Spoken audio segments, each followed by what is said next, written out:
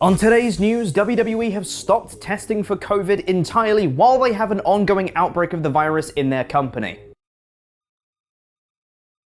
What the fuck? Support WrestleTalk! Christ, alright, guess this is how I'm starting my Tuesday. While WWE currently has an ongoing outbreak of COVID-19 in their company, and top stars such as Seth Rollins, who confirmed he tested positive on Twitter, Big E, Becky Lynch, Roman Reigns, and Bianca Belair have all been pulled from shows, and the Omicron variant of the virus is rampaging through countries all over the world, they have reportedly decided that now is a great time to stop testing for COVID entirely. I don't even have anything funny to say. What are they playing at? According to Fightful Select, Performance Center talent was informed this past weekend that they're no longer requiring the twice-weekly COVID testing that had previously been mandatory around television tapings. We've also learned that WWE main roster also got a message being informed that weekly testing isn't required. Can't pull talent from shows for testing positive for COVID if they can't test positive for COVID. On top of their top star being immunocompromised, Vince McMahon and a bunch of behind-the-scenes executives are vulnerable just due to their age, and now they're willing to put everybody at risk because they now can't pull talent when they test positive because they now won't know when they test positive. I have no words for this company anymore. Oh, but it's fine though, the executives don't actually need to put themselves at risk at the shows, just the talent. Because according to both PW Insider and Ringside News, Vince McMahon, Bruce Pritchard, Kevin Dunn, Adam Pearce, and Michael P.S. Hayes were all absent from last night's episode of Raw. We don't yet know the reason they were missing from the show, but this is probably a smart move to take as a precaution, as a lot of them are kind of old and therefore more vulnerable, but Christ on a bike. Doesn't it just reek of them protecting themselves while letting their employees that aren't actually employees do all the risk taking for them? So how did the talent react to this news? According to the Fightful Select report, not well. This ruling didn't sit well with several within the company that Fightful heard from on Monday, considering how short-handed the company is with COVID infections as is. I am shocked. Shocked, I tell you. Plans, of course, are changing for the shows, as both Finn Balor vs. Austin Theory and AJ Styles vs. Omos, which were advertised to take place on Raw, didn't happen. Balor vs. Theory wasn't mentioned at all, and neither was seen on the show, and AJ Styles instead faced Apollo Crews. According to PW Insider, Omos was actually in Detroit for Raw, but flew home before the show began. Omos did in fact wrestle Styles at the house show at Madison Square Garden the night before, so it's unclear why he flew home as of right now, and we don't know whether it's related to the COVID outbreak or not. The backstage producers for Raw were reportedly hit hard by this outbreak, according to PW Insider as well, as they noted that there would usually be around a dozen producers backstage for a show, but they were reduced to about half that number for last night's go-home show. Again, seems like a great time to stop testing for that virus that's causing you so much issue. And on the subject of WWE producers, it was reported by PW Insider that James Yun, aka Jimmy Wang Yang, who tried out as a WWE producer, has left the company following his trial period. He reportedly began in October, but decided the role wasn't for him, so moved on. Yun was credited with producing a few matches on TV, such as Damian Priest vs. Apollo Crews on the November 29th episode of Raw, Angel vs. Rick Boogs in the Thanksgiving leftover throwdown match on the November 26th episode of SmackDown, and more. Best of luck to James Yun in whatever he chooses to do next. And now, before we get into my review of Raw, a quick word from today's sponsor. Before we get on with the rest of the episode, I'd just like to say a huge thank you to this episode's sponsor, Macarena, which you can download for free on Android and iOS right now. Do you ever watch wrestling and think, but what if they were all also giant robots? Me too! Like every day I want it so bad. So thank Optimus for Macarena, a mobile game that captures the magic of playing PC and console shooters with your friends. Every game in Macarena pits you against other players with modes like 2v2, 5v5, control point clash, and deathmatch. Where's my Nick Gage's at? And going up against actual people really puts your own mech skills to the test, which makes for a far more satisfying experience, having to properly think and use tactics and skill to defeat the bigger boys, humiliating them because your robot is dressed up like a Christmas present. All I want for Christmas is to destroy you. Speaking of the festivities, there's a packed schedule of holiday events to compete in, engine, and 12 completely unique pilots have just been added to the game which look awesome. They've just held the huge Mexa Here event too, which raised $100,000 for charity, and the winner got to go and pilot a real-life mech. Mech Arena is totally free to play on both Android and iOS right now, so use my link in the video description below, or just scan my fancy QR code on screen now to get 50,000 credits, 3 gold crates, and 1 exclusive mech skin heraldic to hit the ground with your giant metal legs running. If you're quick, add me to your friends as Wander Ollie. We might even be able to play some matches together, or I will destroy you. Please do at least click the link below, as not only is Mech Arena a great game, but every click really helps support this channel. Mech that mech.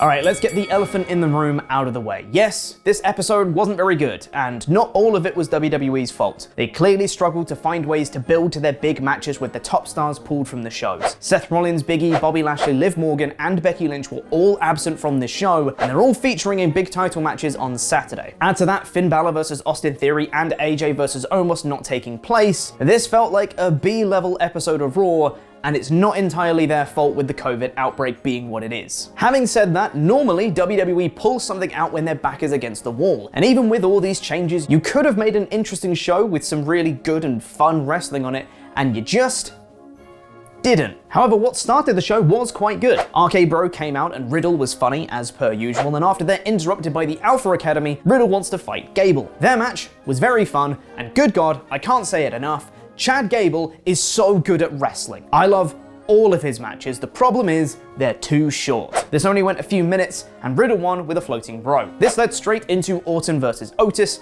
which also went a few minutes, and Orton won with an RKO. Riddle then gave Orton a present, which was a hug. This was good, mostly inoffensive stuff, a solid way to kick off the show, and that was probably the best thing on the show. Kevin Owens cut a promo backstage, as well as Big E doing a recorded promo from home, and then we got Dana Brooke and Reggie versus R-Truth and Tamina. I don't know if I could pick a worse quartet to be in a match together. Corey Graves said on commentary that R-Truth couldn't have picked a better tag team partner for tonight than Tamina. I can think of several, Corey. R-Truth loses, Tamina gets annoyed, and then she gets beaten up by Dana Brooke. Whoop-de-doo, Basil. Veer Mahan is still coming to Raw. I genuinely, at this point, want him to just never show up. I want them to play vignettes for years and years, and he just never shows up. That would actually be quite funny. Nikki ASH backstage challenged Zelina Vega and Carmella to another shot at the women's tag titles on behalf of Rhea Ripley, and later on, Carmella accepted. I mean, I think you had to, Carmella. Who else are you gonna face? We then got the Street Profits versus the Mysterios in the finals of the RK Bronament, and this was actually the best thing on the show. A fun match packed with near falls, a good pace, fun spots, a good time, all round. Montez Ford kicked out of a 619 from Rey Mysterio, with Dominic hitting a frog splash on him after. What? And then the Street Profits got the win with a blockbuster on Dominic. Profits versus RK Bro seems like fun. AJ Styles then comes to the ring and cuts a promo on Omos, and NXT's Grayson Waller is in the crowd. I can't get away from NXT, can I? Waller cut a promo, and then they were interrupted by Apollo Crews and Commander Aziz. Apollo said that AJ has lost his giant, but his giant is still with him, so they should have AJ versus Aziz, and it cut to an ad break. And you know what? With Omos not being at the show, I think that makes sense. Give AJ a win over another big lad to show that he can. It builds the similarities nicely. Wait, why is AJ facing Apollo Crews after the ad break? Did I miss something? Guys? Oh, I see. During the ad break, Apollo then said to the crowd that he wanted to give Commander Aziz the night off, so he's facing AJ instead. That doesn't make sense. The two had a decent match back and forth, with a fun finishing sequence setting up the Styles Clash to give AJ the win. After the match, AJ hit the phenomenal forearm on Aziz, but then after AJ's music started playing, Aziz kind of no-sold it, and then got back up, but then stumbled again after AJ sort of punched him. Weird. Seth Rollins cut a recorded promo from home, and then Kevin Owens came out for a promo after his other promo earlier in the night, but he was interrupted by MVP, who said Lashley told him he's going to rip the wet noodle arms off of Kevin's ectomorphic body. WWE scriptwriters do not know how to write scripts. They were then interrupted by Cedric Alexander and Shelton Benjamin, who aren't part of the Hurt Business, but then they said that Bobby was at his best when he was in the Hurt Business, so they're going to help him, and then MVP says they can talk business, which they shouldn't need to do really, because they never actually split up as the Hurt Business. and then Kevin Owens beats Cedric in a match, and then stunners Shelton post-match. The Hurt Business only exist when Lashley's opponent needs people to beat up. Also, isn't Owens supposed to be a heel now? Also, isn't Lashley supposed to be a face now? Dolph Ziggler then made his entrance for his United States title match against Damian Priest, and then we had an ad break. Then an ad for NXT 2.0, then a video package for Liv Morgan versus Becky Lynch, then an earlier today promo from Priest, then he makes his entrance for the match, then another ad break, and then the introductions for the match, and then the match begins. Not including ad break time, there was nearly 10 minutes of Raw between when the segment began and when the bell rang for the match to start. PACING. WWE don't know how to do it! Ziggler's plan in this match was to unleash the Damien inside Damien. God, I do not like that as a name for his dark ego, because he knows that the Damien doesn't care about winning or losing when he gets all angry, so he gets Damien angry. And then Damien doesn't stop beating up Ziggler for the count of 5 and the ref calls for a DQ. Ziggler doesn't get the belt, Damien doesn't get the win, everybody looks like a chump. What was the point of any of this? And what was Ziggler's plan in the first place, when he knows this is the exact thing that happens when Damien gets angry? And then we had The Miz and Maurice renewing their wedding vows. Which had Eric Bischoff officiating the ceremony, went on for way too long, had one bit that made me chuckle of The Miz saying he was going to do his vows in French, failing at it and reverting to English, and then Edge came out, said he wasn't going to ruin their wedding, it's not a wedding, Edge, before of course he ruined it by giving them a brood bath. And that was the show.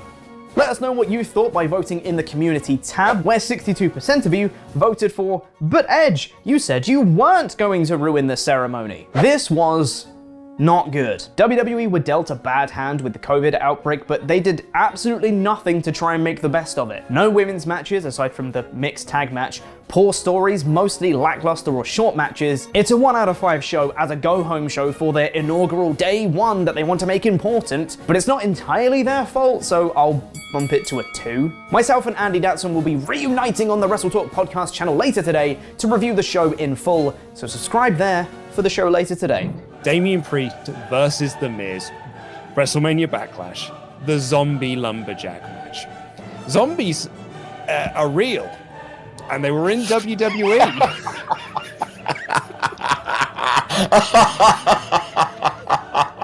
Oh, that cheered me up, Luke. Thank you. I was getting all cross. You're welcome, Adam. Pete, zombies are real, and they were lumberjacks in this match.